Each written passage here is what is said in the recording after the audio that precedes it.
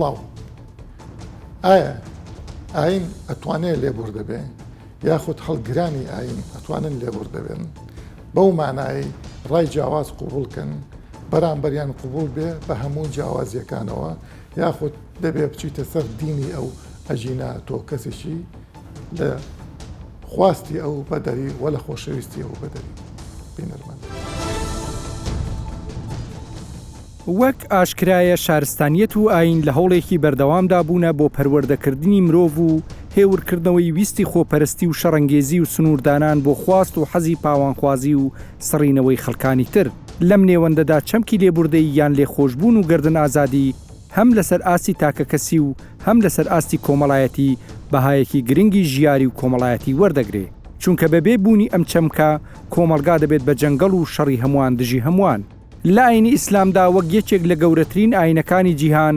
سەرەڕای جیاوازی مەسەبی و فکری و بیر و باوەڕ هەمیشە مەودایەکی فراوان بۆ یەکتر قوبوڵکردن هەبووە کە بەردەوام ڕۆشنگەران و پیاوچاکانی ئەم دینەکاریان لەسەر کردووە چونکە لای ئەوان مرۆڤ بە هەموو ڕنگ و هزر و ڕەگەزەکانیەوە ڕێز لێگیراو بووە. بەڵام ئەمڕۆ لەگەڵ دامەزرانی سەدان دەستگای ڕاگەیاندن و بەرفراوانبوونی سەکۆی قسەکردن و ڕادەربڕین دەبینین برەودان بە هزری تەکفیر و سڕینەوەی خەڵکانی تر و قسەی سووک و جوێن خەریکە دەبێت بە بەشێک لە ئەخلاقی کۆمەڵایەتی کە ئەمەش پێکەوە ژیان و لێبوردەیی دەخاتە بەردەم هەڕەشەوە و جارێکی تر گوتاری دینی دەخاتەوە بەردەم بەرپرسیارەتی. هەموو هەڵگرانی بیرروباوەڕی ئاینی چ ئاینە ئاسمانیەکان چ ئاینە زەمینیەکان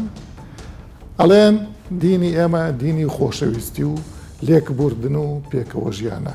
مەسیحی جوولەکە ئیسلام بودی کۆنفۆشیۆسی هەمویان کەچی دەبینین زۆرترین خوێنێک کڕژا بێ لە مێژووی مرۆڤایەتیە لەسەر مەسەلە دینیەکان بووە لەسەر جیاوازیە دینیەکان.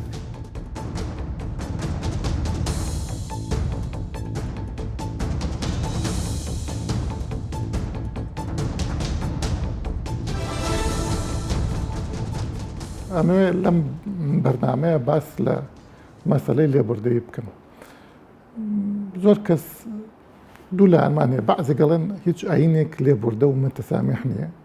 بەعزێکیش دەڵێن ئاین بە تایبەتی ئیسلام متەسامیحە و ئەتوانێت بژی لەگەڵ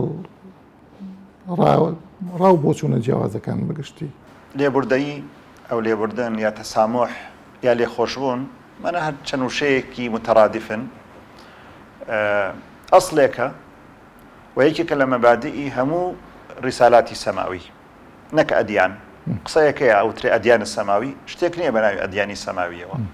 ڕەسائیلی سەماوی هەیە چونکە دین یەک دینە لە خواوەیە مادام مەزدەرەکە یەک بێت کە خوای گەورەیە تەعەدود نییە ئەدیان نییە بەڵام ڕەسائیلی سەماوی هەیە. بۆیە لە ڕەسائیلی سەماویە هەموو ئەو پێغەمبەرانی کە هاتوونە لە بەرنامەکانیانە یەکێک لەو ئەسڵان و مەبادەانەی کە زیاد تەرکیزی لەسەر کراوە و تیشکی خراوەتە سەر مەسئلەی تەسامح و لێبوردنە. لێبوردن یا تەسامح ئەوەیە کە تۆ یەکێک هەڵەیەک بکا بەرامبرت لێی خۆش بیت. ئێمە عەفومان هەیە و سەفحمان هەیە فەرق و جیاوازیش هەیە. قورآن فەرق و جیاوازەیەکی کردووە لە بینی عەفو و لە بینی سەفح. عەفو ئەوەیە تۆ یەکێک هەڵەیەک بەرامبەرتەکە لێی خۆشە بیت بەڵام سەفح لە عەفو گەورەترە. ئاساری ئەو هەڵەیە کە کردوێتی بەرامبرت یا ئەو بێڕێزیەی کردوێتی بەرامبرت یا ئەو هەڵەیە کردوێتی بەرامبرت بۆ نمونە جوێنێکی پێنداوی جوێنێکی پێنداوی تۆ توانی ئەگەر لێی نەبوو دێتوانی سکاڵای لەسەر بکەی. لە لای عەشایری خۆمان جەلسەیەکی عەشایری دانیشتێکی لەسەر بکەی جەلسەیەکی سوڵحی لەسەر بکەی و ئەتوانیتیش لێی خۆش بیت ئەوە پێوترێ عەفو کە لێی خۆش بووی. بەڵام ئاساری ئەو قسەیە ئەو هەڵەیە لە دڵتا ئەمێنێتەوە برینێکە لە دڵتا ئەگەر هاتوو تۆ ئەوەش لە دڵ چش هەڵت گرت پێوترێ سەفح. بۆیە من لێرە تۆزێ بچینە ئاستی دووەم ئەو لەسەر ئاستی فەردی بەس لەسەر ئاستی کۆمەڵ با بڵین لەسەر ئاستی کۆمەڵگەکان لەسەر ئاستی دین و مەزهەبەکان لەسەر ئاستی بیر و ڕاجیاوازەکان ئەمەیان چۆنیانی. تەسامح و لێبوردن سنووردارە لە ئیسلامە لە دینی خوا لە منهەجی پێغەمبەرانە سنووردارە. چۆنیانی؟ یعنی بۆ نمونە تۆ لە هەندێک شتە توانی ببووری کە کە مافی خۆت بێت بەڵام هەندێشت کە مافی تۆ نییە مافی لێبوردنت نییە بۆیە جاروهەیە تێکەڵەکرێت بەڵام ئەمە مانای ئەوە نییە تۆ هەڵسی لەسەر هەڵەیەک کە ئەکرێ بەرامبەر مقدسێ یەکێک لە مقدساتت بەرامبەر دینەکەت تۆ هەڵسی ئەو هەڵەیە بە هەڵەیەکی تر چارەسەر بکەی بتەوێت بە هەڵەیەکی تر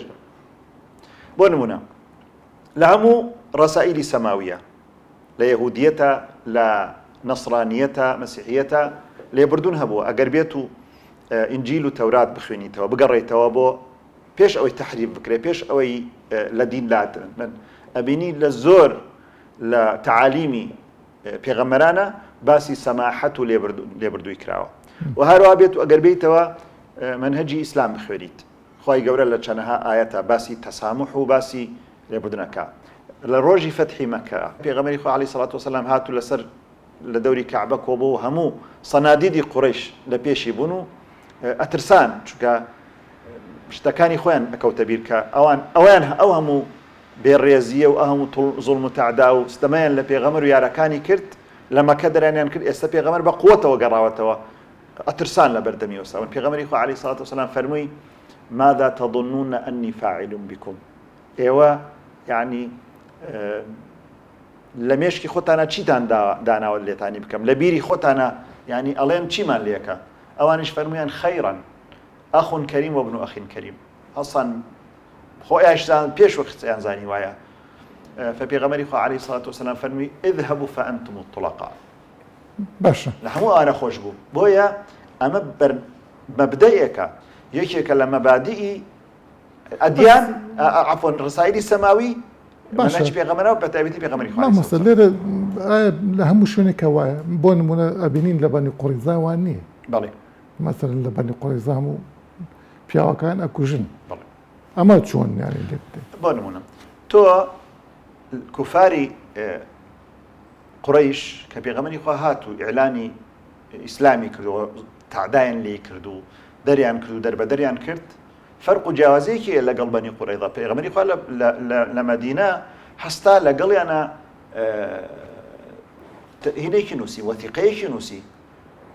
ئەوە لەسەر تۆ ئەوش لەسەر منە من دیفاعتان لێ یەکەم من حقوقتان ئەپارێزم بە شەرتێک تۆ خیانەت لە من نەکەی لە ڕێلان دەی ئەوەی کە ڕوویدا لەگەڵ بەنی قوڕەیزا جیاواز بوو لەگەڵەوەی کە لەگەڵ کوفارە ڕوویدا چونکە ئەوان من شتێکم لەگەڵ تۆ نووسیە عەهد و مەواثیقێکم لەگەڵ تۆ نووسیە دستورێکم نووسیە زۆر باشە مامۆستا من زۆرتر مەبەسم لە ڕووە با بڵین فکرەکەی لە ئاستێکترە سێرەکەین لە ناو کۆمەڵگەی موسڵمان نشینە لەسەر شتێکی بەسیط هەرایەکی گەورانرێت و خەڵکیشی لەسەرە کوژدێ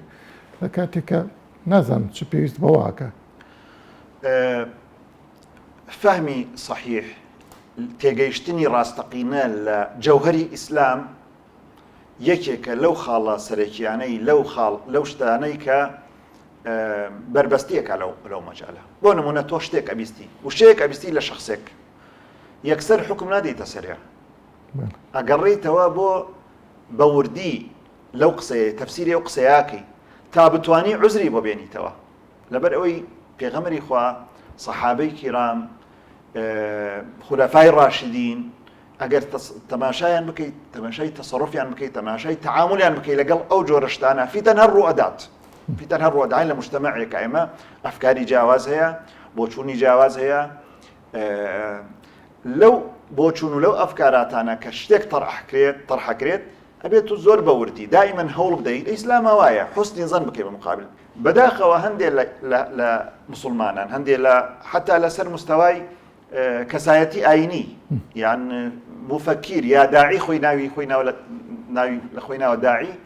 ئەبینی ئەو جانبەکەی تر ئەگرێت تەشەدودەکە ئەگرێت تەسامحەکە ناگرێت بۆیە بەڕاستی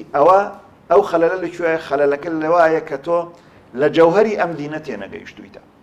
بۆ نمونە ئەگەر بێت تۆ لە هەر باسی فەتحی مەکە پێغەمبەری خوا صلی الله علیه و سلم کە چوو بۆ فەتحی مەکە ئەو بوو کافرەکان ڕێیان لێ گرت و ئەمە نەوێ بەس لە زەمەنی ئێمە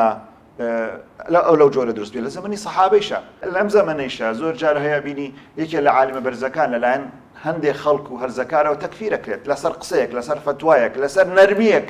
دەری ئەبڕێ لە مۆزوعەکە بۆیە بەڕاستی تێگەیشتن لە جەوهەری ئیسلام چارەسەری ئەو جۆرە شتانە ئەکات لەسەر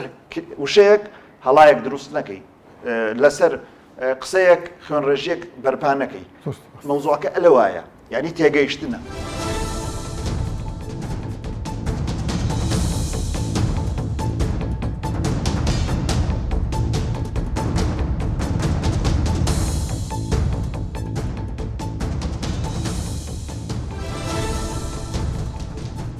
لە کۆمەڵگەی ئێمە جۆرێک لە خشونەت لە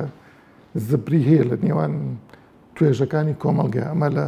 میدیایە بینین لە سۆشیال میدیایە بینین لە ژیانی ڕۆژانەمە نائبینین ینی ئەمە لە کوێی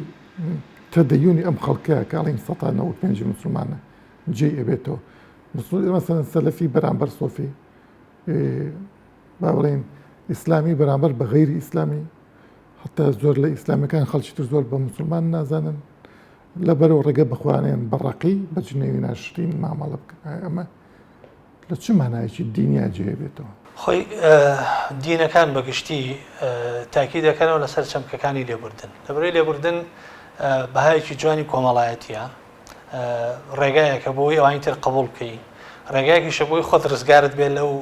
حاڵەتە فشارە نەفسیکە لە ژێرەیە جاری وایە کە بەردەوام بیر لە تۆڵەکردنەوە لەوانی ترەکەیتەوە خۆت قەلەقی بەردەوام لە قەلەقیاژی دوای دوجار لێبوورن پەیامێکیشی هەیە تۆ بێ و کەسی کە لێبووری دەبێت بزانێ کە هەڵەیەکی کردو اینجا لێبووری نەکو پێی وابێ ئەو هەر ڕاستە تۆ لەو کاتە لێبووری سەبارەت بەوە دین بە تەکید هەموو ئاینەکان جەخت لەسەر بەهای لێبوردنەکەنەوە بەڵام هەرگیز نابێ هیچ دینێک لە ناویشیانە ئیسلام واوێ نابکرێت کە هەمیشە دینی لێبوردەیە یانیش واوێ نابکرێت کە هەمیشە دینی تۆڵەیە یاساش هەروایە یاسا هەموو کات نابورێ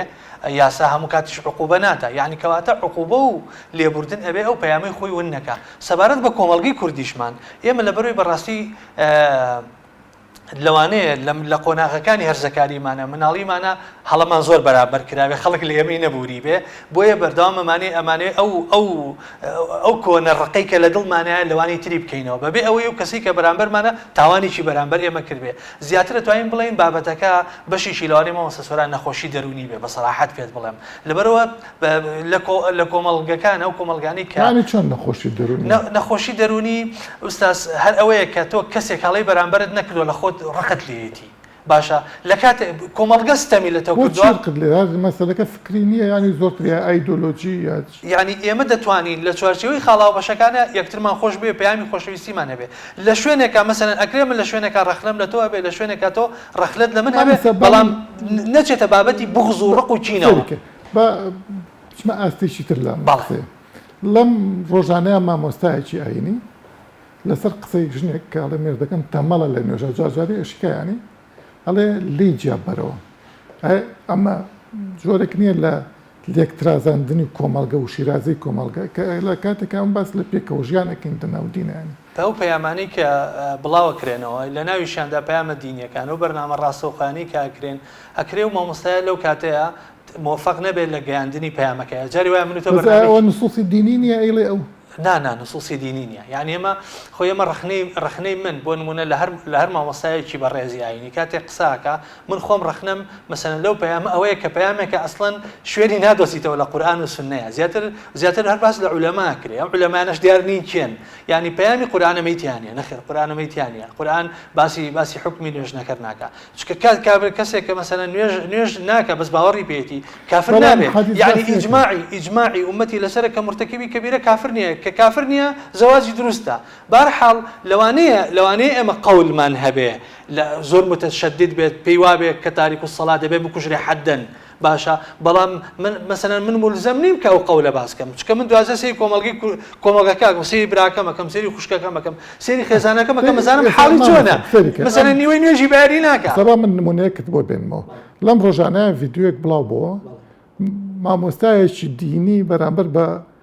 خەتیبێکی گەورەی ئەم شارە ئاڵێ لەبەر ئەوەی کە ئیستیقبالی پاپای کرد پێڵێ مەلایەکی بێدین لەگەڵ نەسرانێک ئەمە ئەو ڕیشی ئەمانێ و زانایە خۆی بزانە ئەزانە و بەرامبەر بە خەتیبێک کە کابراژم تەسەڵی فەرمودێ پێغەمبەری خوا فەرمێ ئەگەر کەسێک جێگەی نابێتەوە بە تاکی جێگەی نابێتەوە کاتە ئەم کەسە خۆی ڕوبەڕووی دی نەبێتەوە پێغەمبەر فەرمێ کەسێ بە کەسێ بڵێ کافر نەبوو إلا رجعت عليه وإلا حار عليه بە تاکید حکمەکە ئەو بێدینەکە بۆ خۆی گەڕێتەوە ئەم چەمکی لێبوردنە ئوستازجان گرنگە طبعا گرنگە ئێمە جارێک دەسەڵات یاسا سەروەری زۆر گرنگە لە مەسەلەی لێبوردنە و دەبێ بزانین چێ ئەم مافی لێبوردنەی هەیە هەندێک بابەت هەیە ئوستاز ئەچێتە ناو فەزای گشتیەوە ئەچێتە ناو بابەتە کۆمەڵایەتیەکانەوە جەری وایە پەیوەندی بە هەمومانەوە هەیە بۆ ئەوەی فەوزا دروست نەبێ هەموو کەس لە شوێنی خۆی قسەنەکە پێویستەکە داواکاری گشتی بێتە سەرخەت مەسەلەن یاسا بێتە سەرخەت بۆی هەمومان قسە نەکەین لەسەر ئەم بەرنامەیە نمونەیەکتر بڵێن ئێمە چەند تەلەڤیزیۆنی ئیسلامیمانەیە نازانم 5-6 زۆر بەناوخۆی و زۆر هەمووی بانخواز دەست لە هەزاران مزگەوت و ئەمان وای بەڵێ دەی زۆربەی زۆری مامۆستایانی دینی و زۆر لە ئەوانی تریش داواکەن ئەم بەرنمەیەدا بخرێ لەبەرەوەی تۆزێک لەوان جیاوازە من لەکوێ دڵم بەەوە خۆش بێ کە سپینێ ئەمە دەسەڵاتی هەبوو منی قوبوڵە من لەگەڵتام ئێستا لەوانەیە من هاوڕێم هەیە چەندین جار بە منی وتووە تۆ مەسەلەن پێم خۆش نییە یانیش بۆچی بەشداری بەرنمەکەی مامۆستا سۆرانسێوگانەیەکە یا بەرنامەی کرانەوە لە کاتێکە تەمەنەوە ئەوە لە قەسری فەهمایە بۆچی چکە ئێستا تۆ پرسیارێک لە منەکەی خۆ من بەدڵی تۆ وەڵام نایەمەوە من ئەوە ئازانم بەڵێ تۆ پرسیارەکەی من ئەوە وەڵامەیە کە ئەیزانم و قەناعەتم پێێتی بۆیە بەشداریکردن لەم بەرنامە ئەستا من زۆر بە پێویستی ئەزانم بۆیە ئەوە بەڕاستی پەیوەندی بە ناتێگەیشتن و بە کاڵفامی فکریەوە هەیە ئەمە بڵێن لە نصوصی ئیسلامە لەکوێ جێ بێتەوە تۆ قبول نبي كسي ترقص بك والله جينا بيتو فبشر عبادي الذين يستمعون القول فيتبعون احسنه ليرم مثلا او امر لم برنامج من تادو دكتور ما مسيزان كو قساكا يعني هردو كان هالقري شريعه يعني باجو مال يبدا انا قصي ليرا كره بدلمانيه باب قصه والله مي بينه باب رخنه والله مي بينه باب فيديو يجي لسركين باب مباشر يجي لسركين زول كسبيت لان لا غيبه لفاسق يا جنيو ما دام تو فاسقي يا بلا او تو ملحد وكافري اصلا حرمتي انساني شنو يعني جنيو بي بابا بداخوا لبروي بتاكيد هلا يا ماما لبروي خوي قبر فرمي ولقد كرمنا بني ادم بني ادم باز لدين نيه باز لدين نيه بني ادم بكافر وبمسلمان وملحد ومكرمه بيغمري خو لبر جنازه يهوديه قال صاوته بويا هر كسك لبيامي راسخيني اسلام تبقى بتاكيد بريزي برامبر به هيج كسك ناكا چكو بني ادم هم مكرمه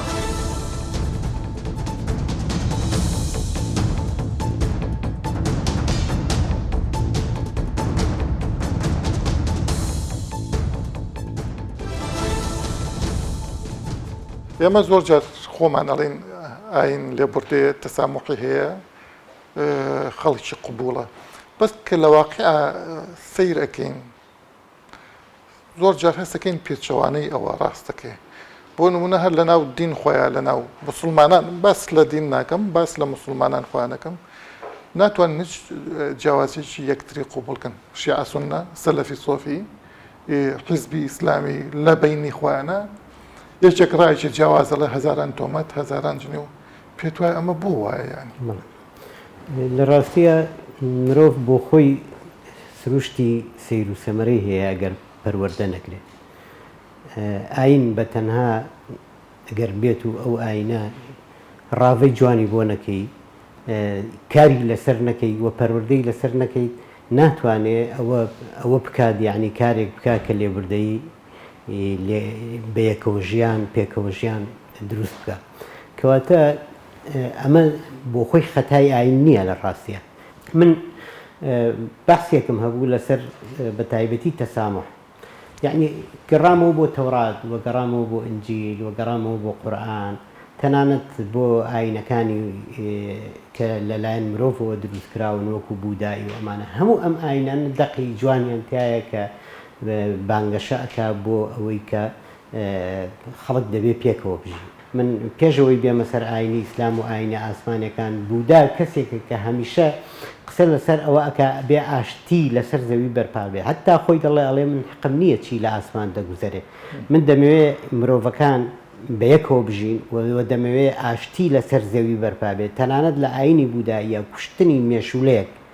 يعني بلاي زۆر خراپە بەس لە جوولەکە شاوایە مەسەلەن لە ئیسلامی شاوایە لە دەقی جوولەکەی شا کاگەڕیتەوە بۆ تەورات چەند چەند دەقێکمان هەیە بەڕاستی من ێستا دەقەکانم لەبەر نییە هەر هەمان شتی ئاینەکان ئەگەر سیرەکەی هەموو بۆ چوونیان بەرامبەر بە مرۆڤایەتی و بە پێکەوە ژیان و بە خزمەت بە ئینسانیت زۆر لە یەکەوە نزیکە ناڵم 100% وەکو یەک وایە لە ئاینی مەسیحیا هەر زۆرە و لە ئاینی ئیسلامی پیرۆزیشە ئاینەکان بۆ ئەوە نەهاتون مرۆڤایەتی بن بەیەکە باش ئەی بۆ مامەسا واقع وانە بۆ نمونە ئێمە لە تاریخە دایمە بینین ئیسلامی و ئیسلام و مەسیحی لە پێکدادانێکی قورسا بوون کە شەڕی خاچپەرستەکان و پێشەوە شەڕی فتوحات و ئەنجا گرتنی قوستانتینیا ئەستەمبوڵی ئێستا و ئەندەلوس و کوشتن و بڕین یعنی ئەوەمان نەبینی و حەد لە نێوان ئاینەکان خۆشیاندا پێتوانین ئینسان مرۆڤ بە سروشتی خۆی حەز بەرژەوەندی خۆی لە هەموو کە زیاتر دەپارێت ئیتر ئەو بەرژەوەندیە ئایا خاکە ئایا دەوڵەتە ئایا حکومڕانیە یعنی کە ئاینێک دێت یعنی بۆ نمونە ئاینی حەزرەتی عیسا بۆ چێ هاتووە هەر بۆ بەنی ئیسرائیل هاتووە بەڵام کە ئاین نیەت ئەوانی کە زۆر دوشمنی حەزرەتی عیسان کاهینەکانی جوولەکە خۆیانن و ئەوانەی کە چوون ئەسڵەن لە ڕۆمانەکان هیچ ئیشان بەوە نەبوو بێن دەست بۆ حەزرەتی عیسا بڕن چونکە ئەو زیاتر لە گوزەر لە ناو شارەکانی شائیشی ناکرد لە گوزەری لەناو بەنی ئیسرائیلی لە ناو بەنی ئیسرائیل و لە ناو خەڵکە هەژارەکە ئیشە کرد ئەوە کاهینەکان بوون کە هەستیان بە مەترسی کرد ئەگەر ئیسا بەو پەیامە جوانەی کە پەیامێکی خواییە بێتە ناو خەڵک شوێنی کەوێ ئەوان بەرژەوەندیان لەقەبێت ئەنی مەسەلەکە ئەوە لوتالی بەرژەوەندی مرۆڤەکانە بڵێ ئەوەیە کەوا دەکات ئەم ئاینە ئەم کەسە پەروەردە ناکە بەو شوەی کە ئاشتی خواز بێت کە بەرژەوەندی هەمووی بوێ وەک بەرژەوەندی خۆی ڕێگە پێ نادرێ پەروەردەی تەواو بکرێ بەڕاستی یعنی بۆ نمونە حەزرەتی عیساوتە لە خاچیاندا لە ئێمە ئاینی ئیسلام بەڕاستی ئەو ئاینە گەورەی و کێسە بەشێکی زۆر لە خەڵکی سەرزەوی موسڵمانە لە سەرەتاوە پێغەمبەر پەروەردەی جوانی کردبوو بەڵام دوایی کە تێدا ئەوە لە دوای بەتایبەتی خولەفای ڕاشیدین و ممکنە لە هەندێک سەردەما ئیتر دیسان بەرژەوەندی دێتەوە ئارایە ئایا دەوڵەتی ساسانی و ڕۆمانی قبوڵیان دەکرد محەممەد صلی الله عليه وسلم لە مەدینە دەوڵەتێکی هەبێ و سەربەوان نەبێ ئەمە حەدیثێکمان هەیە باز لە فتوحات بکات حەدیثمان نییە باسی فتوحات بکە لەست عەلەیهم بمسەیطر کەواتە بڵێ ئەوەش ئیجتیهادێکی بەشەریە تەماشی بەشەریە ئەمشتە ئەو قەواری ئیسلامیە کە کاتی خۆی دروست بووە تۆ لەگەڵ دەوڵەتەکانی دراوسەیە یا نەیاری یا یاری لە قانونی حربە دەوڵەتی بەرامبەرت یا محاربە یا دۆستە ئەو دوو دەوڵەتی کە ئەو کاتە هەبوون هیچیان دۆستی ئاینی ئیسلام و دەوڵەتی ئیسلامی نەبوون کەواتە تۆ گە دەوڵەتەکەی دراوسێت ئەگەر هیچ معاهدەیەک پەیمانێکت نەبێ لەگەڵ یا پەیمانی ئاشتید نەبێ یعنی بەس ئەڵەن فتوحات بۆ ئەوە بۆ ئیسلام بڵاو بکرێتەوە نەک بۆ دیفاع طبعا دوو بۆچوون هەیە دوو تیور هەیە تیورێک ئەڵێ ئاینی ئیسلام ئاینێکی هینە بڵێن بەرگریکار نییە هجومیە ئەنی جیهادیە بەڵام هەر لە ناو مفەکرینی ئیسلام لە ناو پیاوە گەورەکانی ئیسلامە ڕایشکەیە کە ئاینی ئیسلام بەرگریکارە و هەموو ئەو جنگانەی کە ڕوویاوە لە سەردەمی پێغەمبەر صلی الله عليه وسلم وادائنن کە ئەمە بەرگری بووە لە خۆوە منیش بە بۆچوونی منیش وایە مامۆستا ئەمە حەدیثمان هەیە والجهاد ماض إلى يوم القيامة آخر خۆی وشەی جیهاد بە معنای قیتال نایە لە ڕاستیدا جیهاد یعنی تێکۆشان بەردەوام بوون لە بڵاوکردنەوەی تیوری ڕاستی فکری ڕاست ئەندێشەی ڕاستە نەک ئەوە بێت جیهاد یەکسەر تۆ شمشێرێکت بەدەستەوە بێ و هەچی بەرامبەر دۆستاوە لە ناوی بەری بۆ چوونی من ئەلجیهاد و ماڵین مەبەست تەنها ئەوەیە کە دەبێت تێکۆشان خەبات بەردەوام بێ لە پێناوی بەهابەرزەکانی مرۆڤایەتی و لە پێناوی لە ڕووی ئاینی ئاسمانەکانەوە پێناوی تەوحید و یەکتاپەرستی لە مێژووی کوردستاندا مینبەرەکانی مزگەوت و حوجرەکانی خوێندن شوێنی پەروەردە و زانیاری بوونە و ئەمەش بووە بە سەکۆی بڵاوکردنەوەی ڕۆشنگەری و لێبوردەیی نەک فتنە و ئاژاوە.